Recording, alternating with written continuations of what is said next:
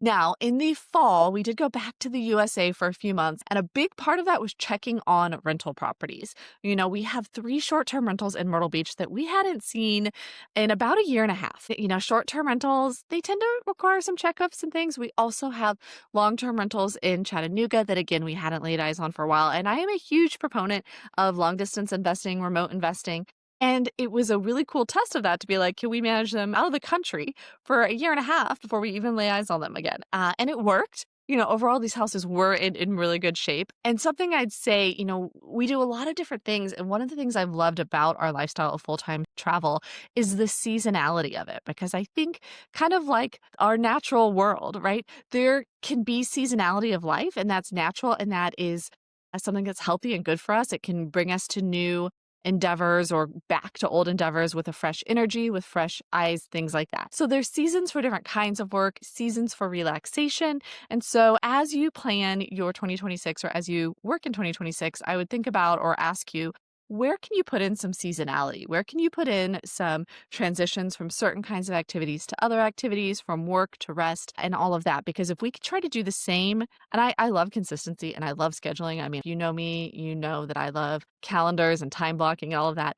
And yet we have seasons for that. So like for my time blocking to feed into the winter season here, I took a few weeks off in our December winter season here in 2025 to do some vacation travel. We went to Hawaii, Japan, and Hong Kong, and I took my normal time blocking and I deleted it. I was like, this is time off. This is time with the family. This is not time when I am going to be doing my normal work. So I applied that seasonality of like, hey, in the fall, we're going to hustle a little bit. We're going to be really busy in the US for a few weeks checking on these properties.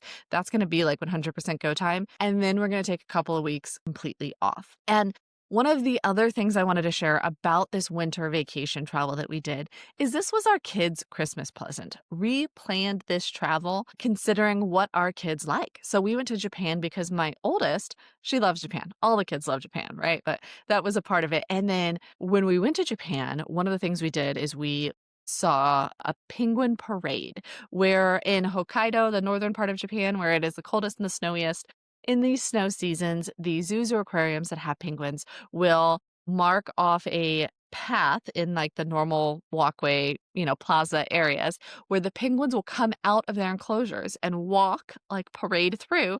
And people, like you view a parade, can be on either side and watch. And my youngest loves penguins. So this was something that was a special gift for him. And we came back to Da Nang, Vietnam, which is my middle child's favorite place. He loves it here. As we did this travel, we really incorporated all 3 of our kids in planning for it. And this was our kids' Christmas present. I'm coming at you again from the end of 2025. We're here in Vietnam. They're not having stockings. They're not having gifts to open on Christmas morning because we gave them these amazing experiences of going to these places as their Christmas present. And as we've traveled the world, I have learned firsthand how we can really live with a lot less stuff. And so I would say, as you enter 2026, for those of you who are parents, or even those of you for yourself, how can you give yourself or your loved ones experiences rather than more stuff?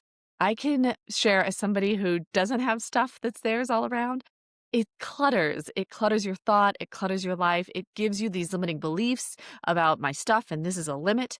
And so as much as we can, I guess, lessen our stuff to what we really need and instead focus our gift giving to ourselves and to others on experiences, that can really be amazing and transformational. And so it's a part of what we do, honestly, with our full-time travel. We're not buying our kids that much stuff. And what we are doing is providing them amazing experiences. And it's been cool to see how that helps them and us develop and grow as people. As we go into 2026, that would be my last takeaway from 2025 for you.